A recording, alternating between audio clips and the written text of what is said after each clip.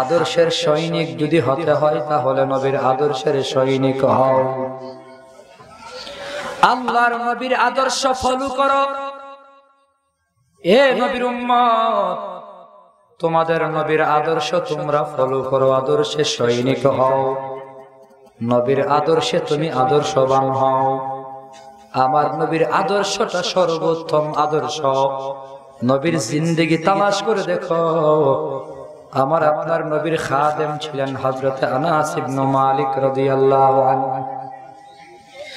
আনাস ইবনে মালিক রাদিয়াল্লাহু আনহু আমার আপনার নবীর খাদেম, খাদিমুর রাসূল যাকে বলা হয়, আমার নবীর সেবক, আমার নবীর পিএস যাকে বলা হয়।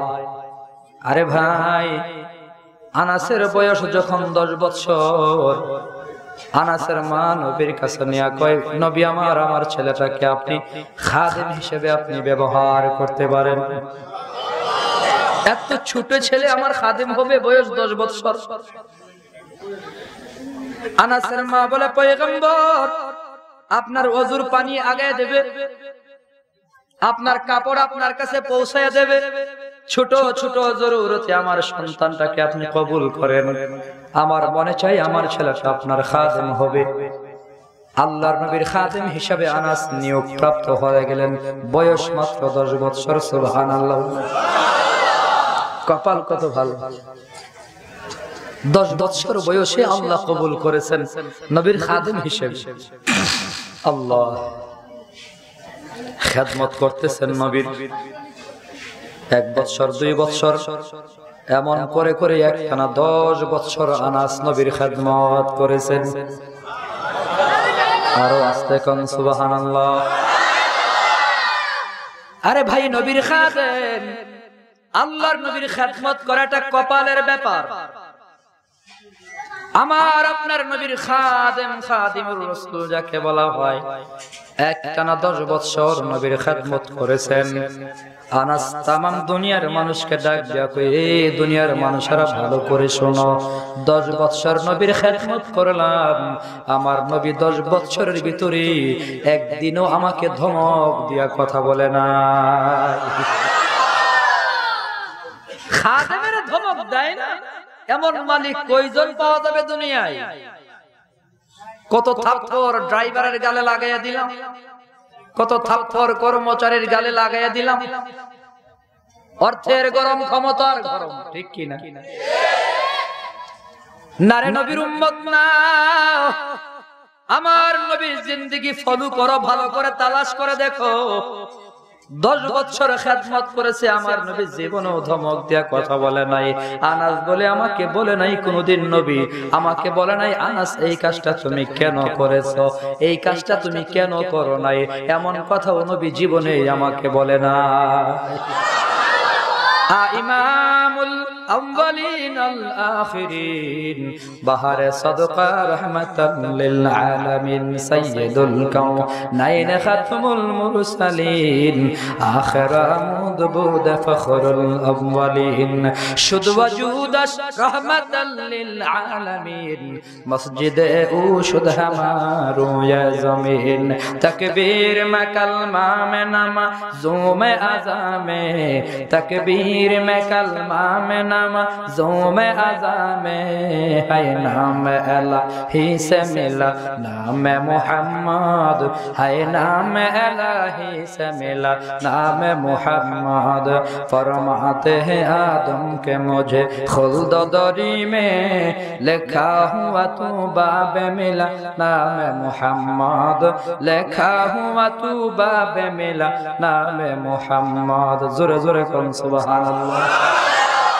ए नबीर उम्मत, এত ভালো নবীর উম্মত হতে পেরে খুশি না বেজার?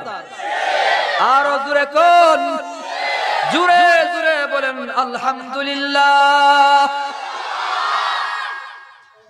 আল্লাহ, আমার গলায় ঠান্ডা লেগে গলা অফ, প্রায় অর্ধেক ভলিউম আছে, বাকি অর্ধেক দিয়ে কথা বলতেছি, আর বাকি অর্ধেক আসবে আপনাদের অনুপ্রেরণায়। একটু সহযোগিতা করা লাগবে, আওয়াজ দিয়া সাথে থাকা লাগবে। রাজি আছেন? আরো জোরে কোন রাজি আছেন ভাই?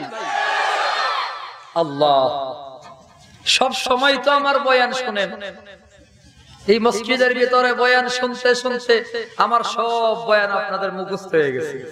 এখন যে কথাই বলি আপনারা হয়তো বলবেন এইটা তো আগেই শুনছি। আল্লাহ, নতুন কিছু বলার দরকার আছে রে ভাই। আল্লাহর নবীর জীবনী যদি বারে বারে বলা হয়, আরে ভাই বারে বারে না, শতবার, লক্ষবার, কোটিবার, সারা জীবন ভর নবীর আদর্শের উপমা উদাহরণ যদি দেওয়া হয়, কিয়ামত পর্যন্ত দেওয়া যাবে, শেষ করা সম্ভব হবে না। ঠিক কিনা জোরে কোন? একটু খবর নিয়ে দেখো, 23 বছর জিন্দেগি নবীর সিরাতুন নবী যেটাকে বলা হয়, 40 বছর পর্যন্ত নবীকে আল্লাহ নবুয়ত দেন নাই, দুনিয়ার ভিতরে প্রকাশও পান নাই। আমার নবী নবী হিসেবে যদিও জন্মের আগে কিন্তু প্রকাশ পেয়েছে 40 বছর বয়সে। 40 বছর থেকে নিয়ে আর মাত্র 23 বছর দুনিয়ার জমিনে ছিল। 23 বছর জিন্দেগির ভেতরে এত কিতাব লেখা হলো নবীর শানে, এত বই পুস্তক লেখা হলো নবীর শানে। শুধুমাত্র 23 বছরের জিন্দেগিতে নবী যে ব্যবহার করেছে, নবী যে আচরণ করেছে, নবী যে তোমার সাথে বিহেভ করেছে, আল্লাহর নবীর ব্যবহার, আচরণ, চরিত্র বয়ান করতে করতে, নবীর আখলাক বয়ান করতে করতে কত কিতাবাদি লেখা হলো, নবীর শানের উপর কত কিতাব লেখা হলো, এরপর নবীর শান লেখা শেষ হয় না। যত শুনি মনে হয় যেন আরো বাকি আছে। ঠিক কিনা রে ভাই? আল্লাহ, আমার ভাইয়েরা বলতেছিলাম, প্রকৃত মুসলমান কারে বলে? প্রকৃত মুসলমান জবান দিয়া কাউকে আঘাত দেবে না। আমার নবী জীবনেও জবান দিয়া কাউকে আঘাত দেয় নাই, অঙ্গ প্রত্যঙ্গ দিয়াও কাউকে আঘাত দেওয়া যাবে না। আমার নবী জীবনেও অঙ্গ প্রত্যঙ্গ দিয়ে কারো উপর আঘাত করে নাই। এটা হলো প্রকৃত মুসলমানের পরিচয়। আরে ভাই, আমার নবীর জীবনে যদি তালাশ করো, নবীর জিন্দেগিতে পাবা আমার নবীকে কষ্ট দিয়েছে, নবী কষ্টের বিনিময়ে মুচকি হাসি দিয়া তার জন্য দোয়া করেছে। বলুন সুবহানাল্লাহ। আদর্শের নবী, আল্লাহু আকবার, নবীকে আঘাত করেছে, নবী দোয়া করেছে। তাইফের ময়দানে আমার আপনার নবী দাওয়াত নিয়ে বের হয়ে গেছে। ইয়া আইয়ুহান নাস কুলু লা ইলাহা ইল্লাল্লাহ তুফলিহুন। এই মানুষের দল, পড়ে নাও লা ইলাহা ইল্লাল্লাহ মুহাম্মাদুর রাসূলুল্লাহ, তাহলে তোমাদের জিন্দেগিটা কামিয়াব হয়ে যাবে, সফল হয়ে যাবে। ইহকালীন জীবন ক্ষণস্থায়ী জীবন, চিরস্থায়ী জান্নাতের মালিক আল্লাহ বানায় দেবে। বলুন সুবহানাল্লাহ। নবী দাওয়াত দিছে, কালিমার দাওয়াত। ভালো করেছে না খারাপ করেছে? আল্লাহর নবী কালিমার দাওয়াত দিছে রে ভাই। প্রতিপক্ষ বেঈমান কাফেরের ছেলে মেয়েরা, যুবক, তাইফের ময়দানে যুবক কাফের বেঈমানেরা আমার আপনার নবীর উপর পাথর মারতে শুরু করলো।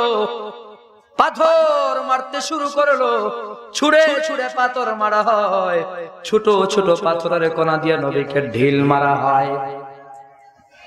আমার নবীর চামড়া মুবারক এত নরম, পাথর যখন নবীর গায়ে লাগে, নবীর চামড়া মুবারক ছিদ্র হয়ে পাথর গায়ের ভিতরে ঢুকে যায়। আমার নবীর চামড়া মুবারক এত নরম, এত নরম, পাথর মারলেই নবীর গায়ের ভিতরে ছিদ্র হয়ে ঢুকে যায়। যায়েদ বিন হারিস রাদিয়াল্লাহু তাআলা আনহু বলেন, এ নবীর উম্মত, আমি আঙ্গুল দিয়া গোতা দিয়া পাথর বের করি, নবীর গা মুবারক থেকে এত রক্ত বের হয়। পাথর গর্ত থেকে বের করার পরে এত রক্ত বের হয়। আমার নবী একবার নয়, দুইবার নয়, তিনবার অজ্ঞান হয়ে মাটির উপর পড়িয়া গেল। পায়ের চামড়া মুবারক, পায়ের সাথে জুতা মুবারক আঠা লাইগা গেল, জোড়া লাইগা গেল। এত রক্তাক্ত করা হয়। জিবরাইল আমিন আয়েশা বলে, পয়গম্বর আপনি যদি অনুমতি দেন, আপনি অনুমতি দিলে তায়েফের জমিন আমি উল্টাইয়া দেব। এ নবীর উম্মত, জিবরাইল আমিন কয়, আপনি বললেই আমি জমিন উল্টাইয়া দেব। আল্লাহর নবী বলে, না রে জিবরাইল, না না, উল্টাইয়া দিলে তো তারা ধ্বংস হয়ে যাবে। আজ আমার উপর আঘাত করতেছে, আমি ধৈর্যের সাথে দাওয়াত দিতে আছি, দাওয়াত দিতে আছি। এমনও একদিন হইতে পারে এরাই কালিমা পড়ে মুসলমান হয়ে যাবে। আবার নবীকে পাথর মারতো, আল্লাহর নবী দোয়া করতো, আল্লাহুম্মা গফিরলি কওমি, আল্লাহুম্মা গফিরলি কওমি। আয় আল্লাহ, আমার বংশধর, আমার গোষ্ঠীর লোকেদের তুমি মাফ করিয়া দাও। আমার উপর যারা আঘাত করে, আমার উপর যারা আঘাত করে, আমার দুশমনগুলোকে হিদায়াত দিয়া দাও। আয় আল্লাহ, তুমি তাদেরকে মাগফিরাত করো, তুমি তাদেরকে মাফ করো, তুমি তাদেরকে হিদায়াত দান করো। আমার নবীর উপর আঘাত করতো, উল্টা নবী দোয়া করতো।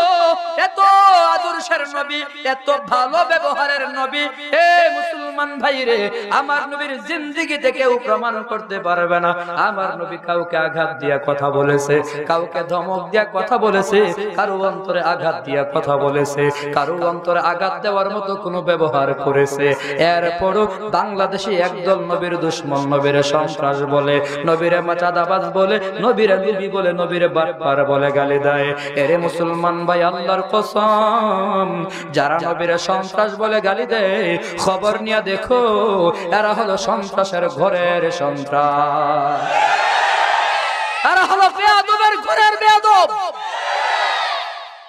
আল্লাহ এত ভালো নবীরও গালাগালি করে। এ নবীর উম্মত, আমার নবী ইসলাম কায়েমের জন্য কারো উপর আঘাত করছে এমন প্রমাণ কেউ দিতে পারবে না। আমার আপনার নবী কারো উপর তরবারি চালাইছে ইসলাম কবুলের জন্য এমন প্রমাণ কেউ দিতে পারবে না। তরবারি লাগাইয়া, গলার ভিতরে লাগাইয়া নবী বলছে, কালিমাটা পড় না হয় তোরে হত্যা করে ফেলবো, এমন প্রমাণ কেউ দিতে পারবে নাকি? আরে তরবারি ধরার দরকার কি? আমার নবী তিলাওয়াত করছে, কোরআন তিলাওয়াতে মুসলমান হয়ে গেছে। আমার নবীর ব্যবহারে মানুষ মুসলমান হয়ে গেছে। আমার নবীর চেহারা মুবারক দেখা কত ইহুদি, কত খ্রিস্টান, কত বেদিন ধর্ম গ্রহণ করে মুসলমান হয়ে গেছে। নবী আদর্শ দিয়া মানুষকে দাওয়াত দিছে। অ্যাডভান্স আল্লাহর নবী কারো উপর আঘাত করে নাই। এখন একদল বেঈমানের দলে ইসলাম ধর্মকে সন্ত্রাসী ধর্ম বলে আখ্যা দেয়, অথচ ইসলাম হচ্ছে শান্তির ধর্ম। কথা বলুন ঠিক কিনা? ইসলাম কিসের ধর্ম? ইসলাম কিসের ধর্ম? আমার আপনার নবী ইসলামের নবী, আপনার শান্তি কায়েমের জন্য, অশান্তি কায়েমের জন্য নয়। আদ-দীনুন নাসিহা, আল্লাহর নবী কই দিন পুরাটাই মঙ্গল, পুরাটাই মঙ্গল। কারো অমঙ্গল করবার জন্য দিন আসে নাই। ইসলাম কারো ক্ষতি করবার জন্য আসে নাই। ইসলাম কারো উপর আঘাত দিয়ে কথা বলে নাই, বরং ইসলাম সকলকে নিরাপত্তা দান করেছেন। ইসলাম ধর্ম গ্রহণ করে না ওই লোকটারও ইসলাম নিরাপত্তা দিয়েছে। ইসলাম হিন্দু ধর্মকে পাহারা দেওয়ার কথা বলে। আমার দেশের ভিতরে ৯২% মুসলমানের দেশে হিন্দু সংখ্যালঘু, তারা তাদের ধর্মের আয়োজন অনুষ্ঠান করবে। ইসলাম সেখানে নিরাপত্তার কথা বলেছে। সাবধান, পরধর্মের উপর আঘাত করা যাবে না, পরধর্মে বিশ্বাসী মানুষদের উপর কোনো জুলুম করা যাবে না। ইসলাম জুলুম শিখাই নাই, অত্যাচার শিখাই নাই। খ্রিস্টান সংখ্যালঘু মুসলমানের দেশে তাদের ধর্ম পালন করবে, ইসলাম সেখানে পাহারাদারির কথা বলেছে। বৌদ্ধ সংখ্যালঘু তাদের ধর্ম মতে তাদের ধর্মের কর্মকাণ্ড করবে, ইসলাম সেখানে পাহারাদারির কথা বলেছে। ইসলাম কারো উপর আঘাত করে নাই, ইসলাম কারো উপর অ্যাডভান্স আঘাত করে নাই। মুসলমান যতটা যুদ্ধের খবর পাওয়া যায়, যতটা জেহাদের খবর পাওয়া যায়, হয়তোবা মনে মনে ভাববেন ইসলাম যদি আঘাত না করে তাহলে উহুদ যুদ্ধ কেন হলো, বদর যুদ্ধ কেন হলো, হুনাইন যুদ্ধ কেন হলো, এত যুদ্ধের খবর আমরা কেমন করে পাই? সব প্রশ্নের জবাব হলো ইসলাম কারো উপর অ্যাডভান্স আঘাত করে নাই, ইসলাম কারো উপর অ্যাডভান্স আঘাত করে নাই। তবে ইসলামে যদি কেউ আঘাত করেছে, ইসলাম তাকে নিরাপদে ছাড়ে নাই। খেয়াল করবেন, ইসলাম শান্তির ধর্ম, শান্তির সাথে ইসলাম পালন করবে, নামাজ পড়বে, রোজা রাখবে, হজ করবে, যাকাত দেবে, টুপি পরবে, দাড়ি রাখবে, নিরাপত্তার সাথে, স্বাধীনতার সাথে। কেউ যদি নামাজকে পরাধীন করতে চাই, দাড়িকে পরাধীন করতে চাই, টুপিকে পরাধীন করতে চাই, মাদ্রাসাকে পরাধীন করতে চাই, নবীর উম্মতকে পরাধীন করতে চাই, ইসলামের কথা বলা পরাধীন করতে চাই, সেখানে ইসলাম তরবারি নিয়ে যুদ্ধের ঘোষণা করেছে। এটাকে মুক্তিযুদ্ধ বলা হয়। মুক্তিযুদ্ধ আর সন্ত্রাসী এক। আরে যুদ্ধ হলেই যদি সন্ত্রাস বলা হয়, ইসলামের ভিতরে যুদ্ধের ঘটনা আছে, এই কারণেই যদি সন্ত্রাসী ধর্ম বলা হয়, তাহলে বাংলাদেশের ৭১ মুক্তিযুদ্ধটাও হবে সন্ত্রাসী যুদ্ধ। এটাকে সন্ত্রাসী বলা যাবে না, এটা হলো স্বাধীনতার যুদ্ধ, মুক্তিযুদ্ধ।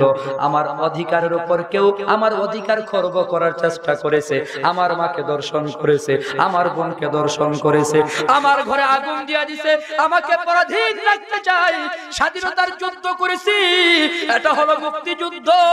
মুক্তিযুদ্ধের আরবি হলো জিহাদ। জিহাদ মানেই হলো মুক্তিযুদ্ধ, অধিকার আদায়ের যুদ্ধ। আমার নবী যেখানেই তরবারি নিয়ে সাহাবায়ে কেরামদের নিয়ে ঝাঁপিয়ে পড়েছেন, খবর নিয়ে দেখেন সেখানেই মুক্তিযুদ্ধ করেছেন, জালেমের বিরুদ্ধে তরবারি ধরেছেন, নিরীহ মানুষের উপর যেখানেই অত্যাচার হয়েছে নবী মাজলুমের পক্ষে গিয়ে দাঁড়ায় গেছেন। সুবহানাল্লাহ জোরে বুঝতে হবে, ইসলাম কারো উপর আঘাত করে না, তবে ইসলামে যদি কেউ আঘাত করতে চায় তাহলে ইসলাম তাকে ছাড়ে না। ঠিক কিনা জোরে কর।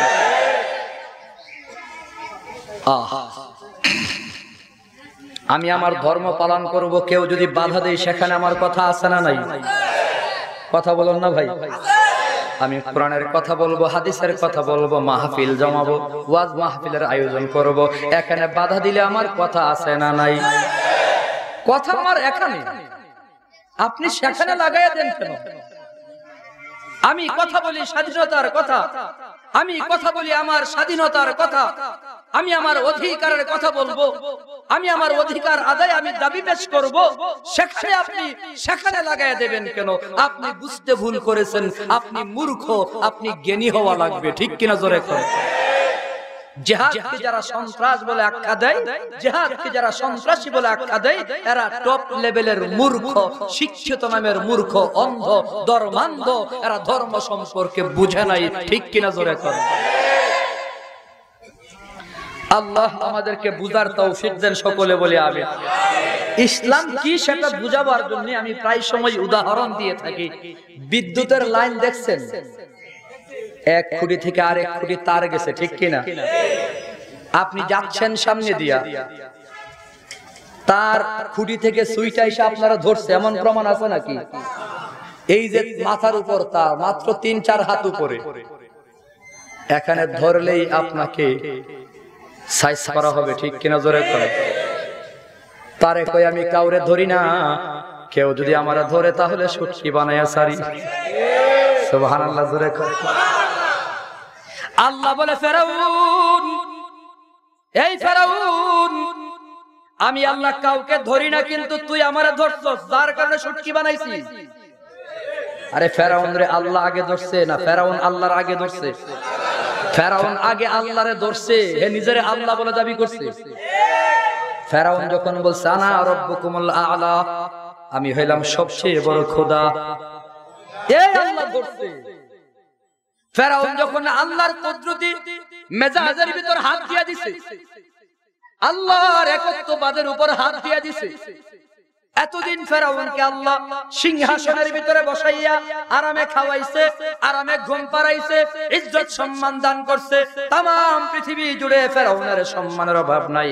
আল্লাহ কি তোর সম্মান আরো বারো অসুবিধা নেই? মুসা নবীকে দিয়ে গ্যারান্টিও দিছে। পয়গম্বর মুসা নবী ফেরাউনকে কয় পর লা ইলাহা ইল্লাল্লাহ। ফেরাউনে জবাব দিল লা ইলাহা ইল্লাল্লাহ পড়লে আল্লাহ আমারে কি দেবে? এই মুসা জবাব দাও। মুসা নবী কয় আল্লাহ তোর হায়াতটা কিয়ামত পর্যন্ত বাড়ায়া দেবে। ১ নম্বর।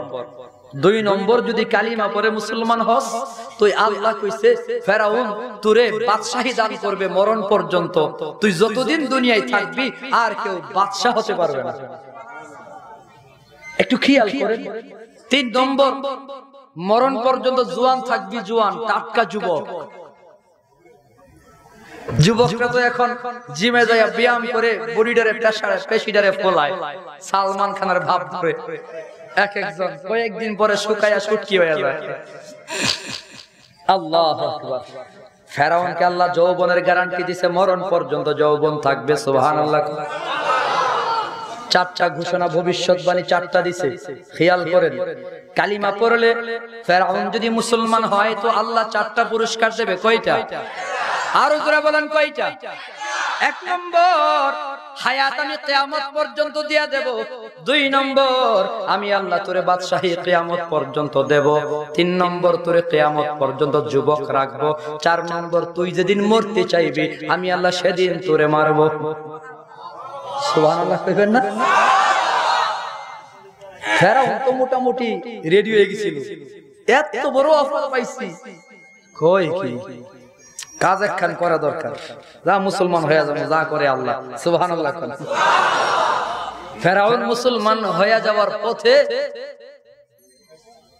চিন্তা ভাবনা করছে, তো মুসা নবীরে বলতেছে, রাখ, তোর মায়ের সাথে একটু পরামর্শ করে লই, আসিয়ার সাথে আমার একটু পরামর্শ আছে।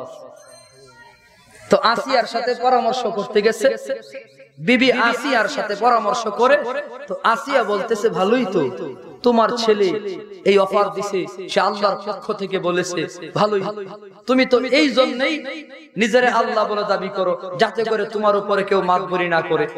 এই অফার তুমি পায়ে গেছো, সারা জীবন তুমি বাদশা থাকবা, আর কি লাগে? আবার হায়াতে তো লম্বা, এগুলা তো বোনাস। জোয়ান থাকবা, এইটাও বোনাস। যেদিন মরতে চাইবা ওই দিন মরবা, ওইটাও তো বোনাস। বাদশাহী তোমার চাহিদা, এটাও পেয়ে গেছো, মুসলমান হয়ে যাও, এটা আমার পরামর্শ। ফেরাউন রাজি হয়ে গেছে। সুবহানাল্লাহ। কপাল পোড়া ফেরাউন রাস্তা দিয়ে যাচ্ছে, বন্ধু হামান, তার সময়কার প্রধানমন্ত্রী, সে আইসা সামনে দাঁড়ায় গেছে। হামানে কই, কিরে ফেরাউন, তুই নাকি মুসার ধর্ম গ্রহণ করতে রেডি হয়ে গেছিস? কই হ্যাঁ। কই সর্বনাশ, তুই কাজটা করলে কি? অসুবিধা নাই, তুই মুসলমান হবি, যা, তবে আমার এই তরবারি তোর হাতে নে, আমারে কতল করে এরপরে যাবি, আমি জিন্দা অবস্থায় তুরে দেব না। তুই মুসা নবীর আনুগত্য করবি, আল্লাহ পাকের মুসার ইসলাম ধর্ম গ্রহণ করবি, আমি দেব না। তুই কি জানোস, তুই যদি মুসলমান হয়ে যাস তাইলে মুসার অধীনে তুই চলতে হবে। মুসা হইল নবী। এই তো ভিতরে ভেজাল ঢুকে গেল। আল্লাহ বলেন, ওয়ালা তাত্তাবিউ খুতুওয়াতিশ শাইতান, শয়তানের জাল, শয়তানের চক্রান্ত, এইগুলার পেছনে বান্দা বান্দি তোমরা যায়ও না। শয়তানের জাল, শয়তানের চাল বড় কঠিন চাল, শয়তানের জাল বড় ঘন বাইনের জাল। শয়তান যেদিন চক্রান্ত শুরু করবে ওই দিন বান্দা তুমি পারবা না। অতএব শয়তানের ওয়াসওয়াসা থেকে দূরে থাকার চেষ্টা করো। শয়তান বিভিন্ন রকমের জাল ফেলে দেয়। ফেরাউনকে শয়তান জাল ফেলে দিয়ে আটকাইয়া দিল। ফেরাউন মুসা নবীরে জানাইয়া দিল, এই মুসা, যা যা, বলেছিলাম ধর্ম গ্রহণ করব, কিন্তু করব না। আমি যেহেতু আল্লাহ, আরেক আল্লাহরে মাইনা কোনো লাভ নাই। নাউযুবিল্লাহ। জোরে কর। কুকুরের লেজ ইস্তারি দিলেও সোজা হয় না, কথা কন না ভাই? কুকুরের লেজ বাঁকা থাকে, আপনি যদি ইস্তারি আয়রন মারেন একটু পরে দেখবেন বাঁকা হয়ে গেছে, ঠিক কিনা? জোরে কর। আমাদের সমাজে ফেরাউন মার্কা কিছু লোক আছে, জোরে কর, ঠিক কিনা? ইচ্ছা মতো ঘি মাখার পরেও ভালো হয় না, সে ইসলামের বিরুদ্ধেই কথা বলবে, এর সাইজ করাই লাগবে। কথা বললাম ঠিক কিনা ভাই? আরে ভাই, আমার কাছে ইসলাম ধর্ম হলো সর্বশ্রেষ্ঠ ধর্ম, এটা আমার প্রাণের চেয়ে প্রিয়। আপনার কাছে প্রিয় কিনা? আরো জোরে কন। আমার ভাইরে, পায়ে ধরে বলবো, দল মত নির্বিশেষে আপনার আমার ধর্মের নাম কি? আরো জোরে কন। আল্লাহ কই, ইন্নাদ দীনা ইনদাল্লাহিল ইসলাম, নিশ্চয়ই আল্লাহর কাছে মনোনীত ধর্মের নাম কি? আরো জোরে কর। কবরে প্রশ্ন করা হবে, ওয়ামা দীনুকা, তোমার ধর্মের নাম কি? জবাব হবে কি? আরে কবরে প্রশ্ন করা হবে তোমার ধর্মের নাম কি, জবাব হবে কি? অন্য কিছু বললেই জাহান্নামী, ঠিক কিনা জোরে কর। ইসলাম বলতে হবে ইসলাম। এ ভাই, সেখানে পরিচয় দিতে হবে আমি ইসলামের লোক, মুসলমান আমি। ইসলাম ছাড়া বিকল্প কোন ধর্মের কথা বললেই জাহান্নামী, ঠিক কিনা জোরে কর। খেয়াল করে শোনো রে ভাই, অতএব সিদ্ধান্ত নিতে হবে ইসলাম যদি আমার কাছে প্রাণের চেয়েও প্রিয় হয়, কেউ যদি ইসলামকে বিদায় করতে চায়, মুসলমান ঐক্যবদ্ধ হয়ে তারে বিদায় করা লাগবে, ঠিক কিনা জোরে কর। ইসলাম বিদায় হতে দেওয়া যাবে? আরো জোরে কর। এ ভাই, আপনার আলোচনা আরো কিছুক্ষণ শুনবেন? আমি তো খুব জরুরি কিছু কথা বলার নিয়ত করেছি, যদিও আজকে গলার তলা নাই। এখন যাই আছে আপনারা একটু আগে বাড়তে হবে, খালি জায়গা পুরা করা লাগবে। সামনের দিকে আরেকটু আগে যান, পেছনে জায়গা নাই, মহব্বতে একটু আগে যান, জলদি জলদি আগান। লা ইলাহা ইল্লাল্লাহ, লা ইলাহা, লা ইলাহা ইল্লাল্লাহ, লা ইলাহা ইল্লাল্লাহ। আসমানে আল্লাহ, জামিনে আল্লাহ, আসমানে আল্লাহ, জামিনে আল্লাহ, সামনেতে আল্লাহ, পেছনে আল্লাহ, লা ইলাহা ইল্লাল্লাহ, লা ইলাহা ইল্লাল্লাহ। আগান না কেন? এই যে ফাঁকা জায়গা আছে। লা ইলাহা ইল্লাল্লাহ মুহাম্মাদুর রাসূলুল্লাহ সাল্লাল্লাহু আলাইহি ওয়াসাল্লাম। বারে বারে বলতেছি, এরপর আগাই না। কি বললে যে আগাইবেন সেটাও আমি জানি। ইনজেকশন আমার কাছে অভাব নাই মিয়া, সারা বাংলাদেশে এই ইনজেকশন নিয়ে ঘুরি। এই বছর বাংলাদেশের এমন কোন ডিস্ট্রিক্ট নাই, জেলা নাই যেখানে আমার সফর নাই। আলহামদুলিল্লাহ, সারা দেশ টেকনাফ থেকে তেতুলিয়া, ওইদিকে বরিশাল, বরগুনা, বাগেরহাট, খুলনা, রাজশাহী হয়ে কলকাতা গিয়ে 2 দিন কলকাতা মাহফিল, এরপরে আবার রাজশাহী আসবো। অনেক লম্বা সফর, টোটাল এপ্রিল পর্যন্ত কোনো তারিখ ফাঁকা নাই। কত বড় সফর নিয়ে ঘুরতেছি, যদিও গলার তলা নাই, মাগার মানুষ শুনতে চায়। আলহামদুলিল্লাহ, আল্লাহ পাকের শুকর। অতএব একটু আগাইতে হবে। তো কার কার দিলে ইসলামের মহব্বত, ইসলামের নবীর মহব্বত আছে, একটু হাত দুইটা আল্লাহকে দেখাইয়া দেন তো। আল্লাহ কবুল করুন, সকলে বলি আমিন। আবার হাত নামান। যাদের দিলে মহব্বত আছে হাত দেখাইছেন, দিলে আছে তো?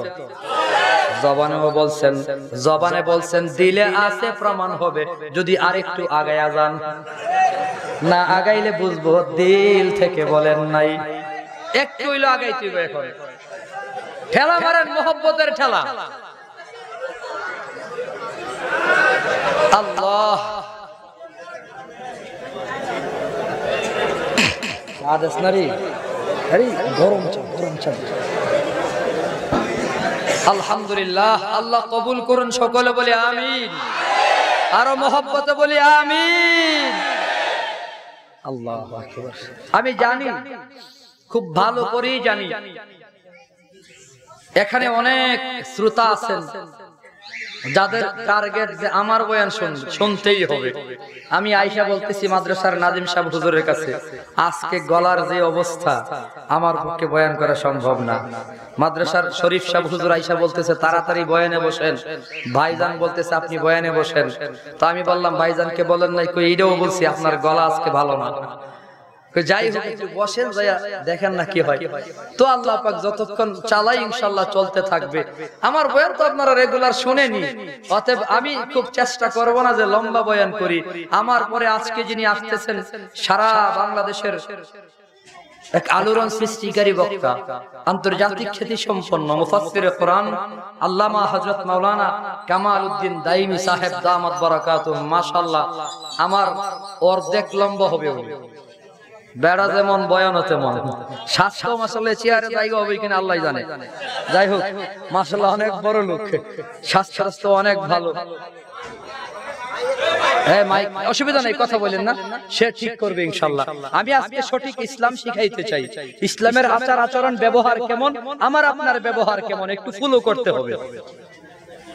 ইসলাম কাউকে ধরে না, তবে ইসলামে ধরলে ইসলাম কাউকে ছাড়ে না। কারেন্টের তারে ধরলে সুটকি বানায়া দেয়, ঠিক ইসলামে ধরেছে ফেরাউনকে আল্লাহ সুটকি বানায়া দিয়েছে, ঠিক কিনা? কিরে ভাই, মাইকের সমস্যা কি? আওয়াজ নাই, আহারে কাছে একটা নাই, একটু ঠিক হয়ে যাক। আমরা দোয়া করি, জিকির করি, লা ইলাহা ইল্লাল্লাহ, লা ইলাহা ইল্লাল্লাহ, জমিনে আল্লাহ, সামনেতে আল্লাহ, পেছনে আল্লাহ, লা ইলাহা ইল্লাল্লাহ, লা ইলাহা ইল্লাল্লাহ। ঠিক আছে, লা ইলাহা ইল্লাল্লাহ মুহাম্মাদুর রাসূলুল্লাহ সাল্লাল্লাহু আলাইহি ওয়াসাল্লাম। এর নবীর উম্মত, ইসলামকে ইসলামের মতো করে শিখা লাগবে, বোঝা লাগবে, নিজের মতো করে বুঝলে হবে না। ইসলাম শান্তির ধর্ম বলতেছিলাম, ইসলাম অ্যাডভান্স, কারো উপর আঘাত করে না। হিন্দু তার অধিকার নিয়ে চলবে, ইসলাম সেখানে আঘাত করে নাই। নিরীহ কোন হিন্দুর উপর যদি জুলুম করা হয়, ইসলাম হিন্দু ভাইয়ের পক্ষেও জিহাদ ঘোষণা করেছে। নিরীহ কোন খ্রিস্টানের উপর যদি জুলুম করা হয়, ইসলাম তার পক্ষেও জিহাদ ঘোষণা করেছে। কোন বৌদ্ধ লোকের উপর, বৌদ্ধ ধর্মে বিশ্বাসী নিরীহ লোকের উপর যদি কেউ অন্যায় ভাবে জুলুম করে, ইসলাম সেখানেও যুদ্ধ ঘোষণা করেছেন। ও নবীর উম্মত, আমার নবীর জীবনী তালাশ করে দেখো। আল্লাহর নবীর কাছে একবার বিচার চলে আসছে, এক ইহুদি আর মুসলমান, দুইজন বাদী বিবাদী নবীর কাছে হাজির। ইহুদি আয়েশা বলে, এ মুহাম্মদ নবী, তোমার মুসলমান ধর্মে বিশ্বাসী এই মুসলমান আমার সাথে এই অন্যায় করেছে, জুলুম করেছে।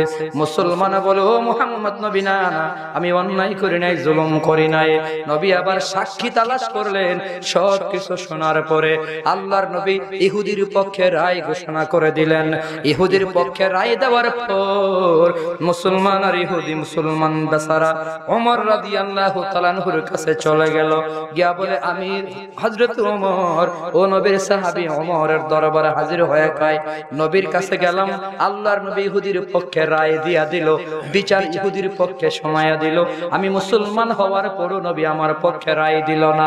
পয়গম্বরের সাহাবী ওমর কই, তাহলে তুমি দাঁড়াও, তুমি কি বলতে চাইতেছো নবীর বিচার তোমার পছন্দ হয় নাই? কই, না না, নবীর বিচার আমার পছন্দ হয় নাই, মন মতো হয় নাই। ওমর ঘরের ভিতরে গিয়া তরবারি আইনা ওই মুনাফিকের দেহ থেকে মাথাটা ফেলে দিয়া কয়, নবীর বিচার যার হয় না, আমি ওমরের জন্য আমি ওমরের পক্ষ থেকে তার জন্য হলো তরবারির ফয়সালা। আরে ভাই, নবী ইহুদির পক্ষে রায় দিছে, এ রায়টা কেন মানতে পারলো না? মুসলমান মুনাফিকের দেহ থেকে মাথাটা আলাদা করে দিছে। নবী বিচার করেছে, নবীর ইনসাফের বিচার তোমার পছন্দ হয় না, তুমি মুসলমান হলেও তুমি বেয়াদব, তুমি বেঈমান, নাফরমান, তোমার শাস্তি হওয়া দরকার, ঠিক কিনা? জোরে করে। ইসলাম শিখাইছে এইগুলো। পরধর্মে সহিংসু হলো ইসলাম ধর্ম, কারো উপর আঘাত করে না। এখানে ক্লিয়ার থাকা লাগবে ভাই, ইসলামের নামে যারা বোমাবাজি করে, ইসলামের নাম দিয়া মানুষের উপর আঘাত করে, জুলুম করে, অত্যাচার করে, মানুষের ঘর বাড়ি আগুন দেয়।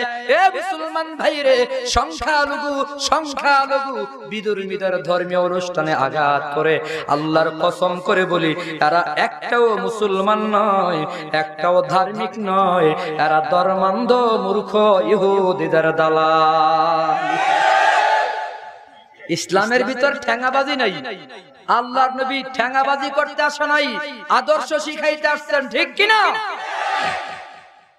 মুসলমানের পরিচয় হবে মুসলমান, কাউকে আঘাত দিয়া কথা বলবে না।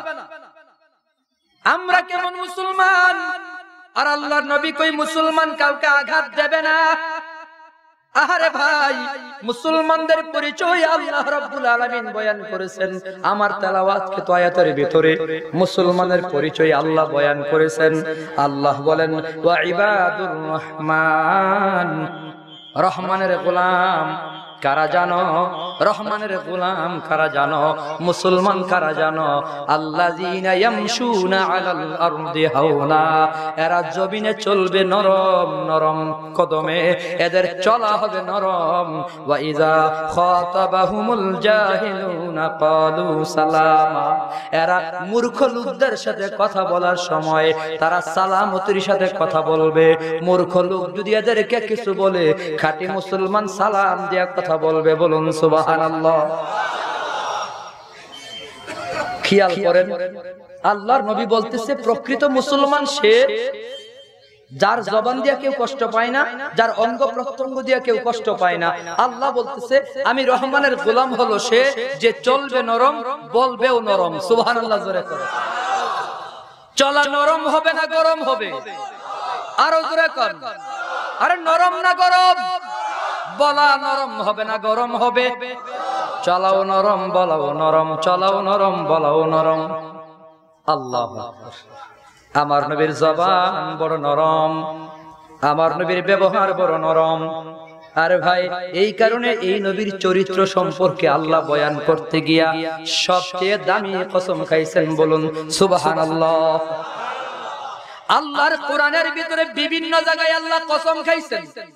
ওয়াত্তিন ওয়াজ্জাইতুন ওয়া তুর সিনিন ওয়া হাযাল বালাদিল আমিন। আল্লাহ পাক সূরা ৩ এর ভিতর ৪টা কসম খাইছেন।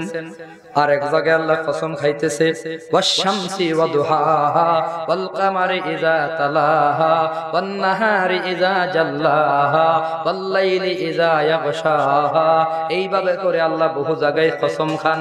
ওয়াদ দুহা ওয়াল লাইলি ইযা সাজা, এইভাবে করে আল্লাহ কসম খাইতেছেন। ৩৫ পারা কোরআনের ভিতরে আল্লাহ যত কসম খাইলেন, সমস্ত কসমের ভিতরে সবচেয়ে দামি কসম খাইয়া আল্লাহ পাক রব্বুল আলামিন দামি নবীর চরিত্র বয়ান করেছেন। বলুন সুবহানাল্লাহ। আমার আপনার নবীর চরিত্র বয়ান করতে গিয়ে আল্লাহ দামি কসম খাইছেন। আল্লাহ বলে নুন ওয়াল কলামি ওয়া মা ইয়াসতুরুন। সূরা কলমের ভিতরে আল্লাহ কই কলমের কসম। ওয়া মা ইয়াসতুরুন, এই কলম দিয়া যা লেখা হলো লেখার কসম। এই দুইটা কসম খাইয়া আল্লাহ বলতেছেন, আল্লাহ কথা বলতে বলতে বলতেছেন ওয়া ইন্নাকা লাআলা খুলুকিন আযীম। ও নবী, নিশ্চয়ই আপনার চরিত্র হলো সবচেয়ে দামি চরিত্র। বলুন সুবহানাল্লাহ। আমার নবীর আখলাক সবচেয়ে দামি আখলাক, আখলাকে আযীমা, সর্বোত্তম চরিত্র। এই কথাটা বলতে গিয়া আল্লাহ সবচেয়ে দামি দুইটা কসম খাইছেন। কয়টা কসম খাইছেন? সবচেয়ে কম দামি না বেশি দামি? আল্লাহর খাওয়া যত কসম আছে সমস্ত কসমের ভিতরে সবচেয়ে দামি কসম হলো সূরা কলমের কসম। আল্লাহ কই ওয়াল কালামি, এক নম্বর হলো কলমের কসম। ওয়া মা ইয়াসতুরুন, দুই নম্বর হলো কলম দিয়া যা লেখা হলো সে লেখার কসম। সুবহানাল্লাহ জোরে করে। কলমের কসম আবার দামি হইল কেমনে? কলমের লেখার কসমটা আবার দামি হইল কেমনে? ওখানে তো ওয়াত্তিন আঙ্জির ফলের কসম খাইছে, জাইতুন তৈলের কসম খাইছে, তোরে সিনার কসম খাইছে, ওয়াহাজাল বালাদিল আমিন মক্কা নগরীর কসম খাইছে। মক্কা নগরীর কসমের চেয়ে কলমের কসমটা কেন বড় হইল? কলমের লেখাটা কেন বড় হইল? কেমনে হইল? ও নবীর উম্মত, মুফাসসিরিনে কেরাম বলেন আল্লাহ যে কলমের কসম খাইছে, কোন কলম জানো? এই কলম হলো ওই কলম যেই কলম আল্লাহ পাক রব্বুল আলামিন সর্বপ্রথম বানাইয়া লৌহে মাহফুজের ভিতরে ভাগ্যলিপি লেখা শুরু করেছি। আউয়ালু মা খালাকাল্লাহুল কলম, সর্বপ্রথম আল্লাহ কলম বানাইছে। যেই কলম দিয়ে আল্লাহ ভাগ্য লিখছে, লাউহে মাহফুজের ভিতরে যেই কলম দিয়ে কোরআন লেখা হয়, যেই কলম দিয়ে হাদিস লেখা হয়, যেই কলম দিয়ে আসমান কত বড় হবে লেখা হয়, যেই কলম দিয়ে আসমানের তাকদীর লেখা হয়, আসমানটা কতদিন লটকে থাকবে লেখা হয়, আসমানে তারা কতটা হবে লেখা হয়, সূর্য কোথায় থেকে উঠবে লেখা হয়, সূর্য কোথায় গিয়ে ডুবে যাবে যেই কলম দিয়ে লেখা হয়, যেই কলম দিয়ে লেখা হয়, চাঁদ কেমনে উঠবে, চাঁদের আয়তন কেমন হবে, চাঁদের আলো কেমন হবে, কোন সময় চাঁদ সূর্য ধ্বংস হয়ে যাবে, যেই কলম দিয়ে লেখা হয় আমরা মানুষ সম্প্রদায় কখন দুনিয়াতে আসব, কখন দুনিয়া থেকে চলে যাব, কার ঘরে কে জন্ম নেবে, কে আলেম হবে, কে জালেম হবে, কে মুসলমান ভাই মুফাসসির হবে, মুহাদ্দিস হবে, কে আল্লাহর ওলি হবে, কে আল্লাহর দুশমন হবে, সব বিষয়ে তাকদীর লেখা হয়। আসমান জমিনের মাঝে যা কিছু আছে সব কিছুর তাকদীর যেই কলম দিয়ে লেখা হইছে, ওই কলমের কসম বলুন সুবহানাল্লাহ। এবার দেখুন তো কলমটা দামি কিনা? সব দামি জিনিস যা দিয়া লিখছে সেটাই সেই কলমের কসম, সুবহানাল্লাহ জোরে করে আল্লাহু আকবার। এটার আরেক ব্যাখ্যা হলো ওয়াল কলামি, মানে ওই কলম, যেই কলম মাদ্রাসার ভিতরে যেই কলম দিয়া হাদিস লেখা হয়, যেই কলম দিয়া কোরআন লেখা হয়, যেই কলম দিয়া নবীর শান ও মান লেখা হয়, যেই কলম দিয়া আল্লাহর তাহমিদ হামদ বারি তাআলা লেখা হয়, যেই কলম দিয়া তাফসীর লেখা হয়, এই কলমের কসম বলুন সুবহানাল্লাহ। এটা হলো দ্বিতীয় ব্যাখ্যা। ওয়া মা ইয়াসতুরুন, দুই নম্বর হলো কলমের লেখার কসম বলুন সুবহানাল্লাহ। কলমের লেখার কসম, এই কলম দিয়ে যা লিখছে এই লেখাগুলার কসম।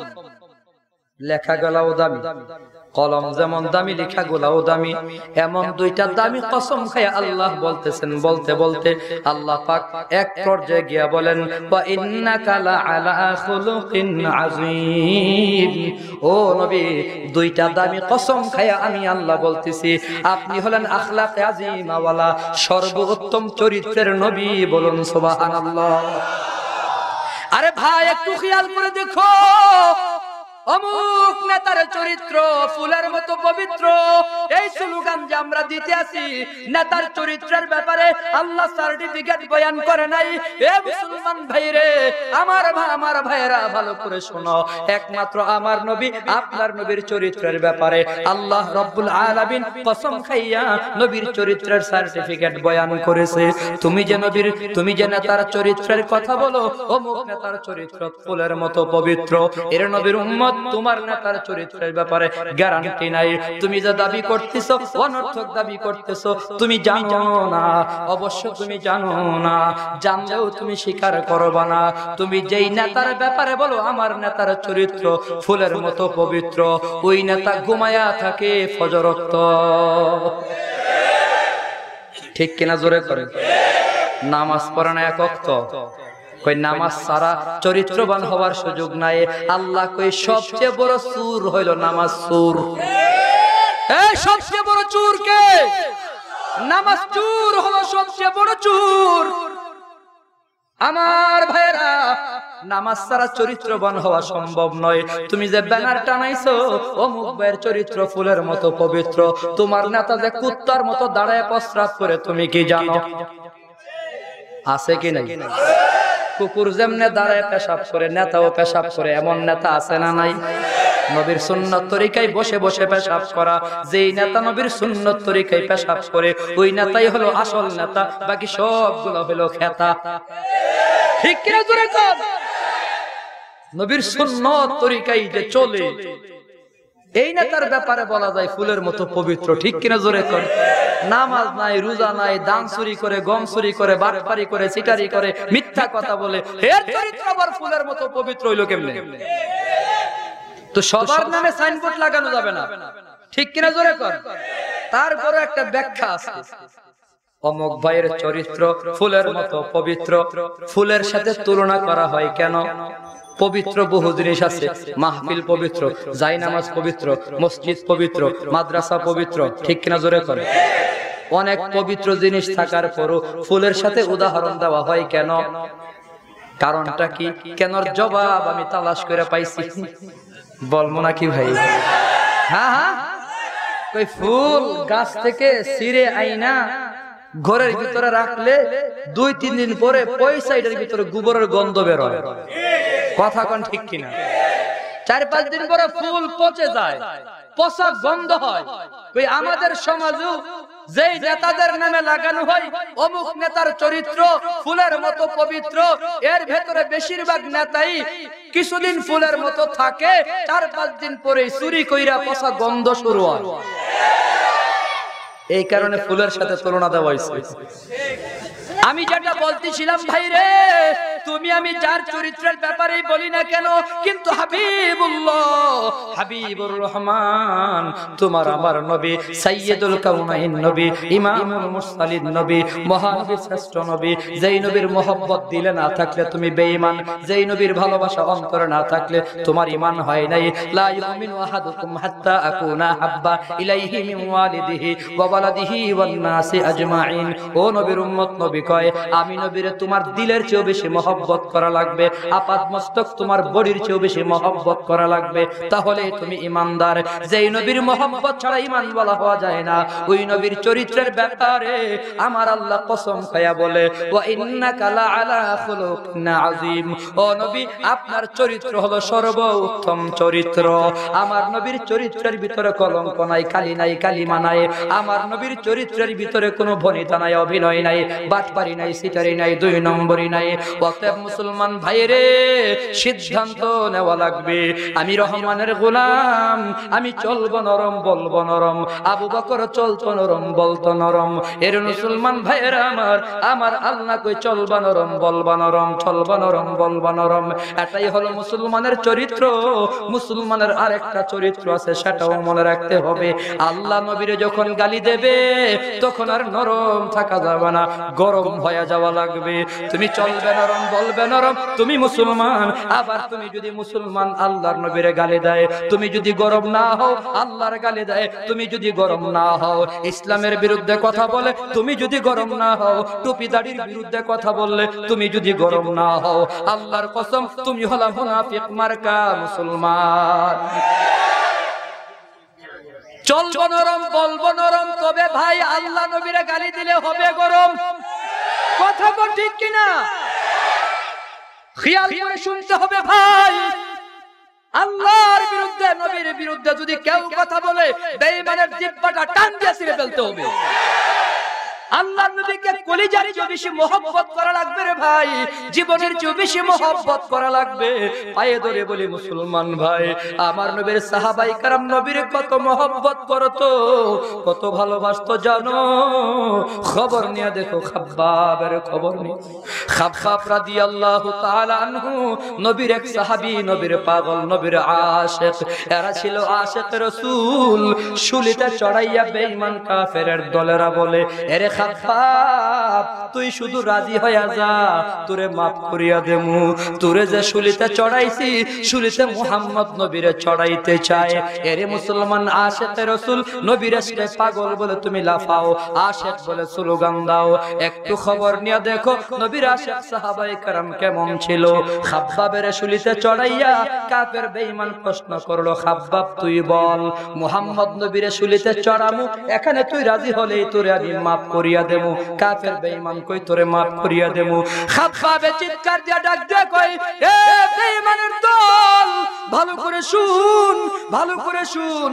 আমি মক্কায় শুলিতে চড়ানো, আমার হাবিব হলো মদিনায়। আমি মক্কায়, আমার হাবিব মদিনায়। আমার হাবিবের পায়ের ভিতরে একটা কাঁটা বিঁধে যাবে, সেটাও তো আমি সহ্য করতে পারবো না। এ নবীর উম্মত, তারাই হলো আশিক রাসূল। নবীর ইশকে দেওয়ানা ছিল, জীবন দিয়া দেবে পিছপা হয় নাই, রক্ত দিয়া দিছে পিছপা হয় নাই, নবীর জন্য শহীদ হয়ে গেছে পিছপা হয় নাই। আল্লাহর নবীর জন্য নিজের জীবনটা কুরবান করা লাগবে রে ভাই। দুনিয়ার ভিতরে যত কিছু আছে সব কিছুর চেয়ে বেশি নবীর মহব্বত করা লাগবে। দলের জন্য মরতে পারো, নেতার জন্য মরতে পারো, নবীর জন্য মরা লাগবে না কেন, মরা যাবে না কেন?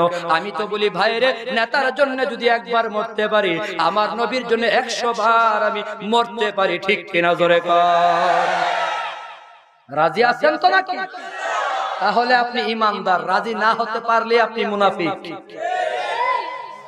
নবীর জন্য জীবন কুরবান করে দেওয়ার মতো হৃদয় থাকা লাগবে, তাহলে আপনি মুসলমান। আল্লাহু আকবার। মুসলমানের দুইটা পরিচয় খেয়াল করবেন, চলবে নরম, বলবে নরম, ঠিক কিনা জোরে করে ভালো করে খেয়াল করতে হবে। বিপরীতটাও মনে রাখতে হবে। মুসলমান অনর্থক ব্যক্তিগত কোনো কারণে অনর্থক কোনো মানুষের অন্তরে আঘাত দিতে পারবে না, দিলেই সে মুসলমান না। অনর্থক কোনো কারণে মুসলমানকে আঘাত করলে সে মুসলমান না। চলবে নরম, বলবে নরম, চলবে কি বলবে কি, আরো জোরে কোন চলবে কেমনে বলবে কি। চলা নরম, বলা নরম, এরা হলো রহমানের গোলাম, ঠিক কিনা? আবার আল্লাহ নবীর বিরুদ্ধে কথা বললে সাথে সাথেই গরম, সে হলো আল্লাহর খাঁটি বান্দা। এর জন্য আল্লাহ জান্নাত বানাইছে। খেয়াল করে শুনতে হবে, বুঝতে হবে। ওলামায়ে কেরাম এমনিতেই গরম হয় না।